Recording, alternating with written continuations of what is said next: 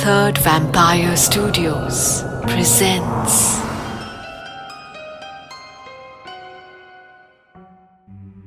Pandemic का दौर था। चाइना से निकले हुए कोरोना वायरस ने दुनिया भर में दहशत मचाई थी। मुंबई, न्यूयॉर्क और लंदन जैसे बड़ी बड़ी आबादियों वाले शहरों में कोरोना वायरस आग की तरह फैल रहा था। मुंबई में भी इसके चलते कई लोगों ने अपनी जानें गंवाई। इन हालातों को काबू में रखने के लिए डॉक्टर्स और नर्सेस के साथ साथ पुलिस वाले भी बहुत अहम जिम्मेदारी निभा रहे थे। उन्हें कोविड वॉरियर्स भी कहा जा रहा था। पर पुलिस वालों के साथ एक बहुत ही अजीब बात हो रही थी। वो भी एक नहीं बल्कि कई पुलिस वालों के साथ। जब वो कहीं बैठे होते थे या खड़े होते, उनकी कमर में अचानक दर्द होता। उन पुलिस वालों को ये पता नहीं चल रहा था कि ये किसकी शैतानी है, कौन ऐसी मस्ती करके उन्हें परेशान कर रहा है। पर हर एक पुलिस वाले को ये लग रहा था कि ये सिर्फ उसके साथ ही हुआ है। इसीलिए वो एक दूसरे को ये बात बताने में भी हिचकिचा रहे थे। और इस चुप्पी की वजह से ये शरारत करने वाले शैतान को और भी शय मिल रही थी। You are watching a Third Vampire Studios production. Third Vampire Studios All Out Horror. पर उन सभी पुलिस वालों को यह नहीं पता था कि इस सब के पीछे एक पुलिस वाला था जो जिंदा नहीं था। उस पुलिस वाले ने उस कमबख्त वुहान वायरस यानी कोरोना वायरस के कारण अपनी जान गंवाई थी। उसका नाम था assistant sub inspector Datta Patkar. उन्हें एक बीएमसी हॉस्पिटल के बाहर ड्यूटी करते वक्त ही कोरोना वायरस ने जकड़ लिया था। वेंटिलेटर पर रखने के बावजूद भी डॉक्टर्स उन्हें बचा नहीं सके। 55 साल के दत्ता पाटकर अपने पीछे अपनी बीवी, 2 कॉलेज जाने वाले बच्चे और अपनी बूढ़ी मां को छोड़कर चले गए। दत्ता पाटकर की आत्मा बहुत परेशान थी। वो इस बात से बहुत ज्यादा परेशान थी कि अनेक पुलिस वालों के परिवार इस प्रकार से बर्बाद हो रहे थे। पर assistant sub inspector Datta Patkar Mumbai police के एक बहुत ही काबिल और शातिर पुलिस ऑफिसर थे। उन्हें पता चला था कि अमेरिका में वैक्सीन बन गई है, पर वो सबसे पहले सिर्फ अमीर अमेरिकन्स और अमेरिकन नेताओं को ही दी जाने वाली थी। इसीलिए दत्ता पाटकर हर हफ्ते यूएसए जाने वाले एयर इंडिया फ्लाइट में चढ़ जाते और उसी प्लेन से भारत लौट आते। फर्क सिर्फ इतना था कि अमेरिका से लौटते वक्त वो हजारों छोटी छोटी वैक्सीन की शीशियां कार्गो में छुपाकर अपने साथ लाते। फिर वो मुंबई भर में घूमते और अलग अलग मुंबई पुलिस वालों को ये वैक्सीन का टीका देते। इसलिए कई पुलिस वाले ऊ आ आउच करते, पर उन्हें पता नहीं था कि उनमें से ही एक पुलिस वाला ही अब फरिश्ता बनकर उनकी जान बचा रहा है। For more delicious horror bites, hit like and subscribe to our YouTube channel. You will, won't you? शाम का वक्त है। मुंबई एयरपोर्ट के इंटरनेशनल फ्लाइट्स के चेक इन पर एक ऑफिसर के पास एक शख्स आता है और अचानक जोर से चिल्लाने लगता है। उसके बैग से 1 करोड़ रुपए के ड्रग्स बरामद किए जाते हैं। पर कोई ड्रग्स स्मगलर ऐसा खुद क्यों करेगा? Third Vampire Studios presents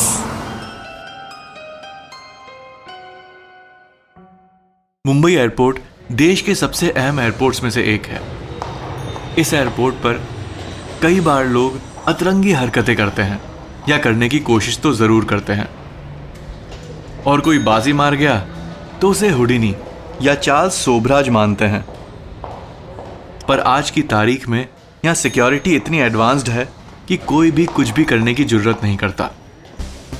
पर चुल तो आखिर चुल होती है और कई लोगों की तो हाउसफुल होती है। इसीलिए ऐसे लोग कोशिश करने से बाज नहीं आते। उनकी भी गलती नहीं है।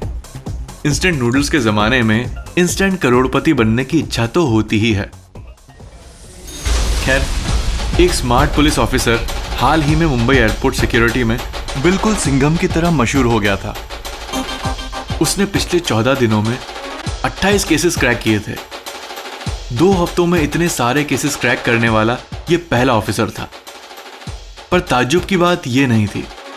ताज्जुब की बात ये थी कि जो गुनहगार थे वो उसके पास आते और चीखते और खुद ही अपनी तरफ उसका ध्यान आकर्षित करते। किसी की भी समझ में ये बात नहीं आ रही थी, पर उसके सीनियर्स रिजल्ट से बहुत खुश थे। You are watching a Third Vampire Studios production. Third Vampire Studios. All out horror. पर इसके पीछे एक राज था, एक दर्दनाक राज। वो स्मार्ट पुलिस ऑफिसर जिसका नाम चंद्रकांत सावंत था, वो पहले उस पुलिस फोर्स का डॉग ट्रेनर भी था और स्निफर डॉग टीम का हेड ऑफिसर भी। उसकी एक फेवरेट कुतिया थी, रोजी, जो बहुत ही तेज थी। रोजी ने कई स्मगलर्स और आतंकवादियों को पकड़ने में मदद की थी। चंद्रकांत भी उसे भी अपने बच्चे की तरह ही प्यार करता था। दोनों एक दूसरे के साथ ही चिपके रहते थे। पर फिर जैसा कि अक्सर होता है, जब रोजी 8 साल की हो गई तब उसे स्निफर डॉग की पोजीशन से रिटायर होना पड़ा। उसे एक फैमिली ने अडॉप्ट किया, पर चंद्रकांत से बिछड़ने का सदमा वो बर्दाश्त नहीं कर पाई और कुछ ही दिनों में चल बसी। चंद्रकांत को जब ये पता चला तब वो बिखर गया। उसने अपना डिपार्टमेंट चेंज करवा लिया और वो मुंबई एयरपोर्ट के इंटरनेशनल फ्लाइट सिक्योरिटी के काउंटर पर काम करने लगा। वो आगे जाकर किसी भी कुत्ते को लेकर फिर उतना जज्बाती नहीं होना चाहता था, पर रोजी उसका कहाँ पीछा छोड़ने वाली थी। जैसे ही उसकी जान चली गई, वो भूत बनकर दुम हिलाते हुए चंद्रकांत के पास आ गई। जब भी वो किसी शख्स के बैग में एक्सप्लोसिव या ड्रग सूंघ लेती तो वो उसका चंद्रकांत के पास आने का इंतजार करती। फिर वो जोर से उस शख्स के पैर के पीछे काटती। वो शख्स चंद्रकांत की तरफ मुड़ जाता और जोर से चिल्लाता। फिर चंद्रकांत उसे दबोच लेता और एक तरफ ले जाकर उसकी और उसके सामान की पूरी जांच करता। इस सब के दौरान रोजी चंद्रकांत के पैर के पास दुम हिलाते हुए खड़ी रहती। कई बार चंद्रकांत को भी रोजी की मौजूदगी का एहसास होता, पर अफसोस ना ही वो उसे देख सकता था और ना ही उसकी पीठ पर पहले की तरह हाथ फिरा सकता था। For more delicious horror bites, hit like and subscribe to our YouTube channel. You will, won't you? दशहरे का दिन है। आप नई गाड़ी घर लेकर आए हैं। अगले दिन सुबह आप देखते हो तो क्या, एक गिलहरी आपकी कार के स्टीयरिंग पर खेल रही है। आपको शौक लग जाता है, इसलिए नहीं क्योंकि आपको गिलहरी पसंद नहीं है, पर इसलिए कि गाड़ी के आगे का कांच किसी ने रात को फोड़ दिया है। पर आखिर हुआ क्या था? Third Vampire Studios presents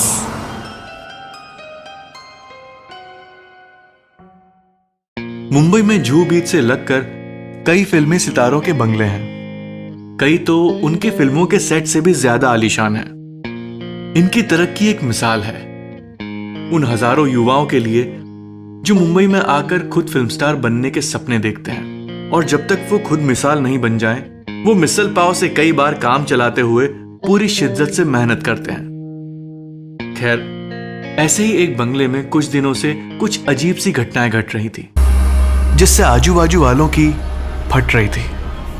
रोज उस बंगले की किसी न किसी गाड़ी की विंडशील्ड यानी आगे का कांच कोई फोड़ देता। और ध्यान रहे, ये गाड़ियां काफी महंगी थी। कोई बेंटली थी, कोई मर्सिडीज बेंज, तो कोई रोल्स रॉयस। इनमें से कुछ गाड़ियों के आगे के कांच तो इतने महंगे थे कि उसे बेचकर एक नई रिक्शा आ जाए। पर फिलहाल हम आपकी और मेरी नहीं, बल्कि उस फिल्म स्टार की बात कर रहे हैं जिसकी गाड़ियों के कांच रोज कोई चकनाचूर कर देता। You are watching a Third Vampire Studios production. Third Vampire Studios. All Out Horror.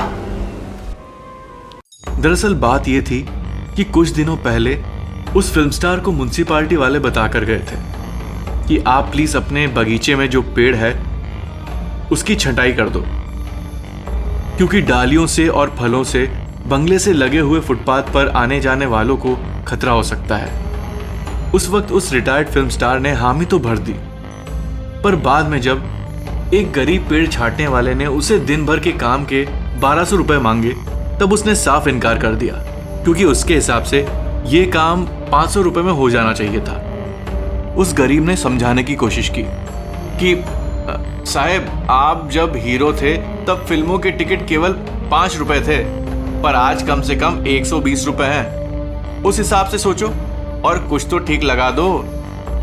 उस फिल्म स्टार ने खामोश कहकर दरवाजा बंद कर दिया और बात वहीं की वहीं रह गई। कुछ दिनों बाद एक 23 साल की लड़की उस फुटपाथ से गुजर रही थी। वो हंसते हुए सेलफोन पे बातें करते हुए वहां से गुजर रही थी। चलते चलते उसकी नजर उस टेढ़े नारियल पेड़ पर पड़ी, जिसके नारियल रास्ते के ऊपर लटक रहे थे, पर उसे कोई खतरा महसूस नहीं हुआ। पर जब वो उस पेड़ के नीचे से गुजरी, तब उसके सर पर एक बड़ा सा नारियल गिरा। उस नारियल के गिरने की वजह से उस बेचारी लड़की की जान वहीं चली गई। उस लड़की का नाम था बबीता और वो स्टेट शॉटपुट चैंपियन थी। स्वाभाविक है कि इस तरह से उसकी जान चले जाने से उसकी आत्मा बहुत गुस्सा हो गई थी। उसे उस फिल्म स्टार का सर फोड़ने का मन हुआ, क्योंकि उसी हफ्ते उसका नेशनल शॉटपुट चैंपियनशिप के लिए चयन हुआ था। पर भूतों की दुनिया के तौर तरीकों से आप भी वाकिफ हो। वो आम तौर पर इंसानों की जान नहीं लेते। हाँ, कुछ एक्सेप्शंस जरूर हैं, पर मैं वो आपको कोई एक्सेप्शनल बात होने पर बताऊंगा। खैर, उस लड़की की आत्मा को बदला तो लेना ही था, इसीलिए उस दिन से वो कई बार उस फिल्म स्टार के बंगले पर आती है, उस नारियल के पेड़ पर चढ़ती है और नारियल उसकी महंगी गाड़ियों के कांच पर जोर जोर से फेंकती है। For more delicious horror bites, hit like and subscribe to our YouTube channel. You will, won't you? Third Vampire Studios presents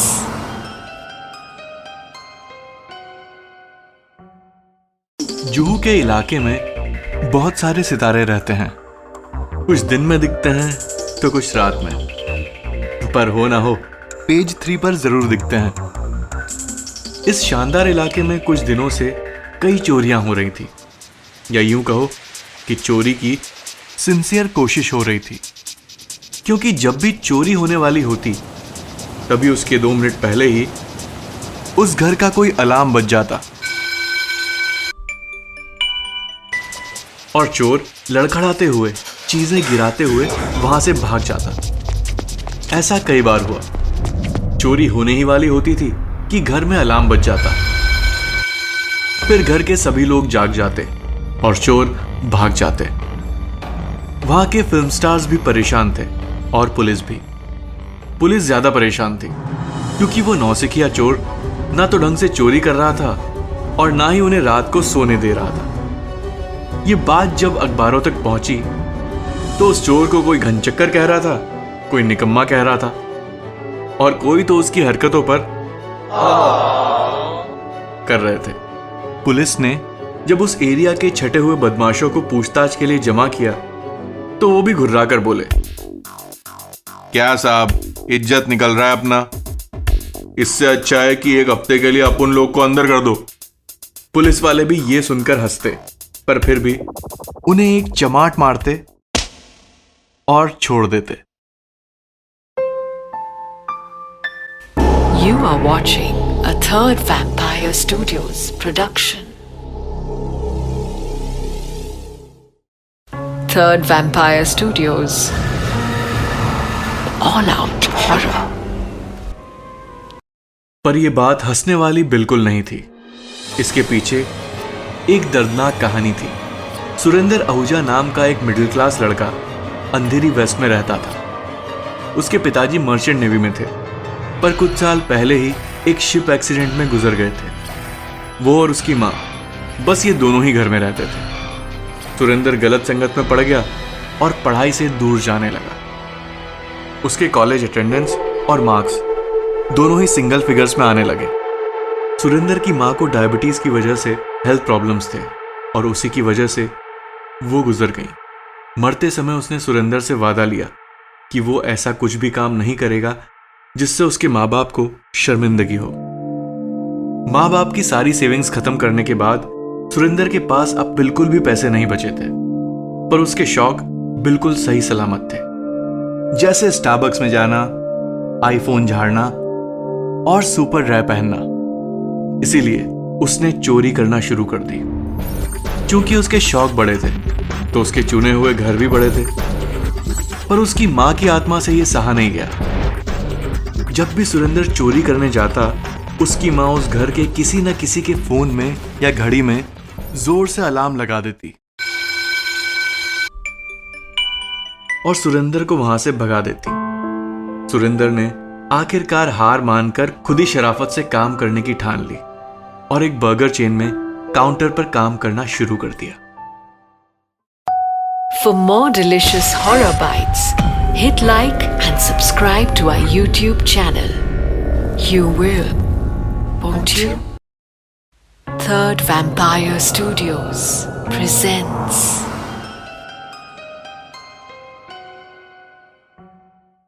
Mumbai के कोलाबा एरिया में मानसरोवर हाइट्स में राठौड़ परिवार रहता था।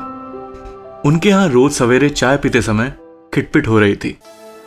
अब आप सबको तो पता है कि चाय के साथ ब्रेड बटर अच्छा लगता है, खारी अच्छी लगती है, ग्लूकोज बिस्किट्स अच्छे लगते हैं, पर खिटपिट अच्छी नहीं लगती।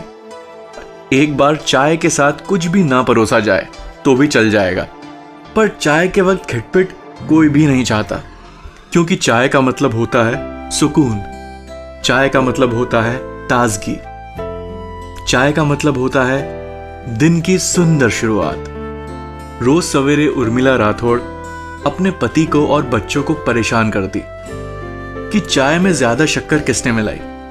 जब वो अपने पति प्रदीप को डांटती तो वो बोलता, अरे यार, मैं तुम्हारी चाय में एक्स्ट्रा चीनी क्यों मिलाऊंगा? तुम गलती से भी मीठी बातें नहीं करोगी, ये मुझे पता है। इस पर उनके दोनों कॉलेज जाने वाले बच्चे जोर जोर से हंसते, जिससे उर्मिला राठौड़ और भी ज्यादा नाराज हो जाती। जब वो अपने बेटे को डांटती तो वो बोलता, अरे मम्मा, मैं चीनी क्यों मिलाऊंगा, मैं तो सीधे चॉकलेट या न्यूटेला मिलाऊंगा ना। और जब वो अपनी बेटी को डांटती तो वो बोलती, क्या मम्मी, मैं चीनी क्यों मिलाऊं, मेरा बस चले तो मैं नाश्ता ही ना करूं, वेट कंट्रोल होगा और इंटरमिटेंट फास्टिंग भी। इससे उर्मिला राठौड़ और भी चिढ़ जाती और कहती, स्वीटी, अगर तू ऐसे ही डाइट करती रही तो तू ब्यूटी क्वीन नहीं, कंकाल क्वीन कहलाएगी कॉलेज में। यह सुनकर स्वीटी का भाई उसकी तरफ हाथ दिखा दिखा कर हंसता और उसके पापा भी मुस्कुराते, क्योंकि वो भी स्वीटी के खाना नहीं खाने की आदत से परेशान थे। पर इस सब के पीछे जो कारण था वो घर के एक कोने में था। You are watching a Third Vampire Studios production. Third Vampire Studios. All out horror. दरअसल बात यह थी कि उर्मिला राठौड़ की सास भी उस घर में रहती थी। उनके पति यानी उर्मिला राठौड़ के ससुर कुछ हफ्तों पहले ही गुजर गए थे। उर्मिला राठौड़ की सास बहुत ही बुजुर्ग थी और ज्यादातर अपने कमरे में ही रहती थी और सिर्फ शाम को ही अपनी कुछ सहेलियों के साथ पार्क में जाकर बैठती थी। उन्हें बचपन से ही मीठी चाय पीने की आदत थी और कुछ हफ्तों पहले तक उनके पति हर सुबह पूरी शिद्दत से उन्हें एक बढ़िया कप चाय बनाकर देते, जिसमें पूरे 3 चम्मच शक्कर होती। पर पति के चले जाने के बाद वो बहुत मायूस हो गई थी। उस पर से उनकी बहू उर्मिला डायबिटीज की पेशेंट थी और हर चीज में कम शक्कर मिलाती थी। इस वजह से हर सुबह की शुरुआत फीकी और बेरंग होती। उनके शौहर जो अब इस दुनिया में नहीं थे, उनसे ये देखा नहीं गया और वो हर रोज सुबह घर में बनने वाली चाय में 2 चम्मच चीनी ज्यादा डालते ताकि हमेशा की तरह उनकी पत्नी की चाय परफेक्ट हो और चाय पीने के बाद की उनकी मुस्कान और भी perfect. For more delicious horror bites, hit like and subscribe to our YouTube channel. You will, won't you? Third Vampire Studios presents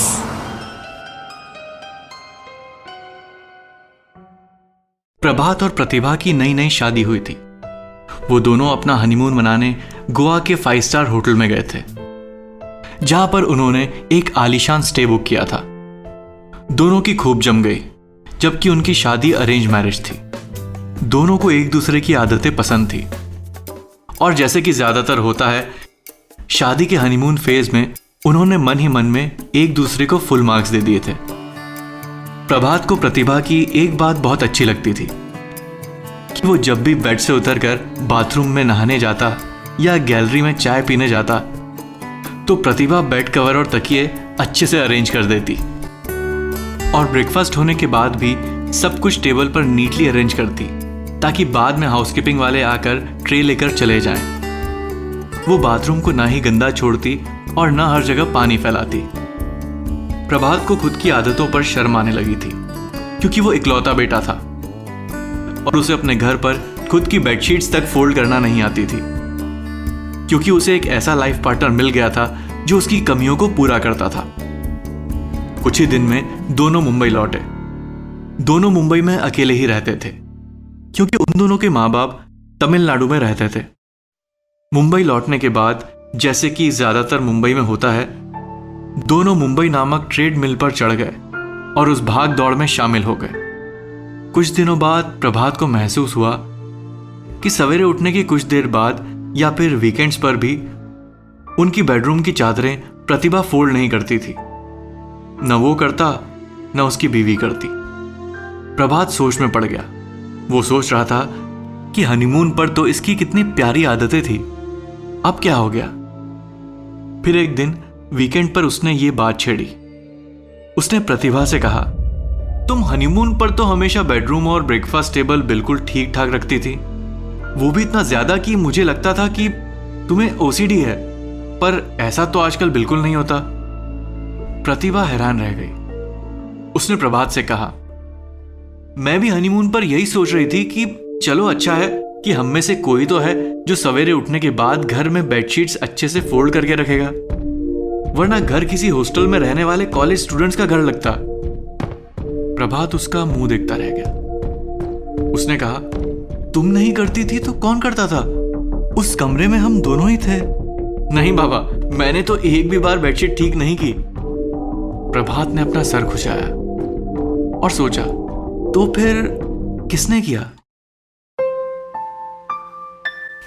You are watching a Third Vampire Studios production. Third Vampire Studios All Out Horror. दरअसल बात यह थी कि उस hotel में एक housekeeping made थी जिसने वहां बहुत लंबे अरसे तक काम किया था। उसका नाम था दियाना और उसे उस होटल में काम करते करते 20 साल होने वाले थे। उसके 20 साल पूरे होने में अब केवल एक ही हफ्ता बाकी था। उसके बाद वो रिटायर होकर अपने फेवरेट कुत्ते के साथ गोवा के एक छोटे से गांव में रहने वाली थी। वो सिंगल थी और उस पर अपने भाई बहनों की पढ़ाई और शादियां करवाने की जिम्मेदारी थी, जो उसने बखूबी पूरी की। उसी हफ्ते जब वो होटल जा रही थी तो उसे एक रईस कॉलेज के बच्चे ने अपने बाप की महंगी गाड़ी से उड़ा दिया। बेचारी दियाना ने वहीं दम तोड़ दिया।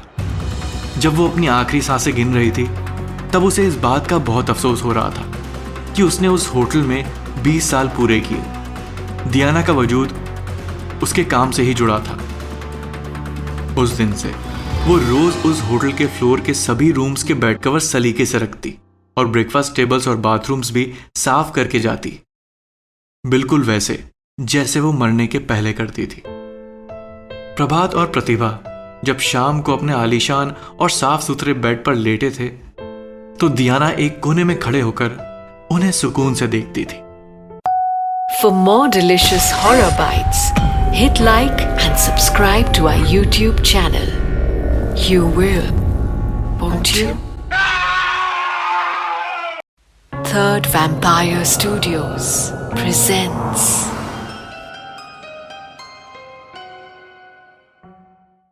मुंबई के अगस्त्या इंजीनियरिंग वर्क्स में सभी एम्प्लॉयज WFH यानी वर्क फ्रॉम होम कर रहे थे। क्योंकि वो एक इंजीनियरिंग कंपनी थी और गवर्नमेंट ने उनके वर्कर्स को पेंडेमिक के दौरान फैक्ट्री में जाने से मना कर दिया था, इसीलिए पूरा काम ठप पड़ा था। एक तो मार्केट में कोई नई डिमांड नहीं थी, दूसरा जो बड़े ऑर्डर्स लिए थे उन्हें पूरा करने का कोई तरीका नहीं था। ऐसे हालात में अगस्त्या इंजीनियरिंग वर्क्स की 30% वर्कफोर्स को निकाल दिया गया था और जो बचे हुए थे वो बिजनेस प्लान्स बना रहे थे और नए क्लाइंट्स के लिए पिच कर रहे थे, ताकि जैसे ही पेंडेमिक खत्म हो या वैक्सीन का इजाद हो वो ये सब प्लान्स इंप्लीमेंट करके फिर से मार्केट लीडर्स बन सकते थे। आखिर में वो दिन आ गया जब वैक्सीन का इजाद हुआ और मुंबई के सभी नागरिकों को वैक्सीन मिल गई। सभी लोकल ट्रेन्स भी सबके लिए चालू हो गई और अगस्त्या इंजीनियरिंग वर्क्स ने भी जोरों शोरों से अपना काम शुरू करने का निश्चय किया। उनकी फैक्ट्री और कॉर्पोरेट ऑफिस भी चालू करने का फैसला लिया गया। पहले दिन सभी सीनियर ऑफिसर्स ऑफिस आए ताकि वो स्टाफ का हौसला बढ़ा सकें और सभी साथ मिलकर नए जोश से काम की शुरुआत फिर से कर सकें। जब सब एक साथ ऑफिस के अंदर आए तब उन्होंने देखा कि ऑफिस तो बिल्कुल चकाचक था, जैसे वो कभी बंद ही नहीं हुआ था। न कोई धूल थी, न कोई गंदगी, न कोई बदबू। किसी भी एंगल से ये नहीं लग रहा था कि ऑफिस 4 महीनों से बंद था। बस ऑफिस में एक अलग सी खुशबू आ रही थी। ये देखकर सभी लोग आश्चर्यचकित रह गए, क्योंकि न सिर्फ ये ऑफिस बल्कि पूरी बिल्डिंग बंद थी। जब कुछ एम्प्लॉयज ने बगल वाले ऑफिस में झांका तो उन्होंने देखा कि वो पूरा ऑफिस धूल मिट्टी से भरा हुआ है और वहां से बासी हवा की बू आ रही थी। तो फिर इस ऑफिस का इतना साफ सुथरा होने का क्या रास्ता?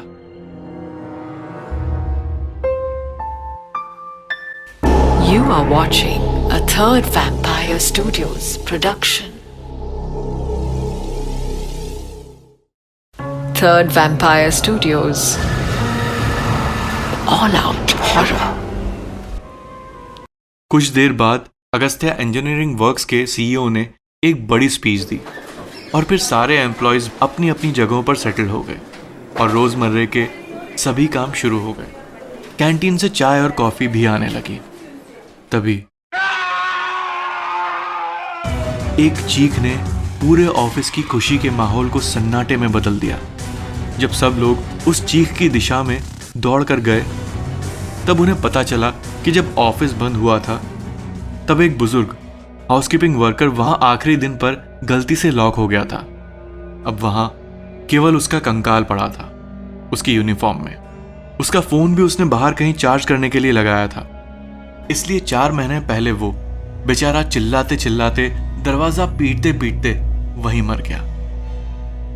पूरे हाउसकीपिंग स्टाफ में वो सबसे अच्छा मेंबर था, इसलिए उसके मरने के बाद भी उसकी आत्मा को यह मंजूर नहीं था कि ऑफिस में किसी भी टेबल पर या किसी भी कोने में कहीं पर भी धूल या गंदगी हो। मरने के बाद भी वो अपना काम पूरी शिद्दत से करता था। उसका नाम श्रीकांत मोरे था और उसने करीब 7 साल पहले अपना पूरा परिवार एक बस एक्सीडेंट में खो दिया था।